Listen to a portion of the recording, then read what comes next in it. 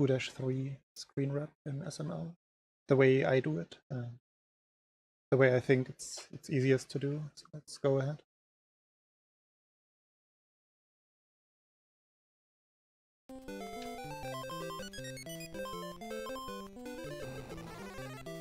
So here's where you start setting it up. You shoot these blocks, and you shoot two of those blocks. Leave one block.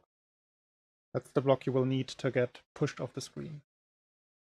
In version 1.0 of the game, when you get pushed off the screen in an autoscroller, you will not die when you are holding left while getting pushed out. Mario will reappear on the right of the screen.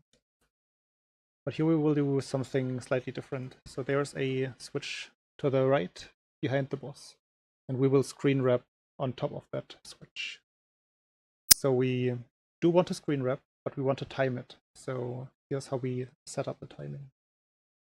So what I do first is I set Mario up in a way that when I push down now for a short amount of time, he will just clip past that block that he's stuck over right now. That's what we want. Because if I stay like this while screen wrapping, the block will push me a little bit into a position where I cannot reach the switch anymore. So I want to get the screen wrap, but then cancel being stuck behind the block. So what I do is I let Mario get pushed out of the screen until the screen pretty much halves Mario. And then I just slightly tap down and left. So the left is the important part for the screen wrap, down is the important part for not being stuck behind the block anymore. So let's do that. Like that. You saw me on the input display just briefly tapping left and down at the same time, the diagonal pretty much. That also works. So now I'm still on the left of the screen, but you cannot see Mario anymore. So now what I do is I look at the timer in the top right and wait for it to show 269.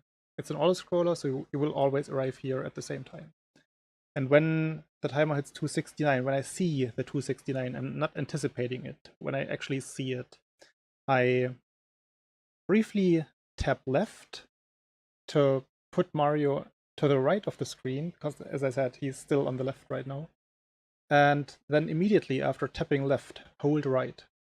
That way you will buffer Mario's touching the switch at the end.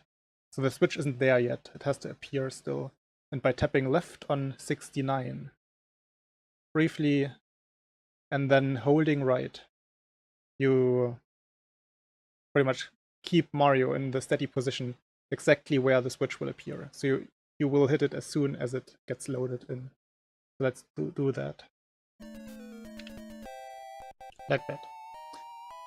So you see on the very right there's one line of pixels from the columns between the, or in between the boss is moving. That's when you see you got it on the first possible frame. Sometimes you don't see them at all, but it's just some strange variation. This is the first possible frame. And it's an easy setup because you can buffer it, as I said. Tap left, hold right. Pretty easy. Let's do that again fluently. Let's look at how it looks now. You will see that Mario appears inside of the switch. Well, you don't really see that. Yeah. Let's load this up again. Try it one more time.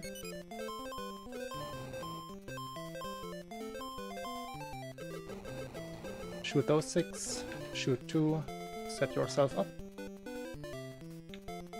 Small tap. And just like that.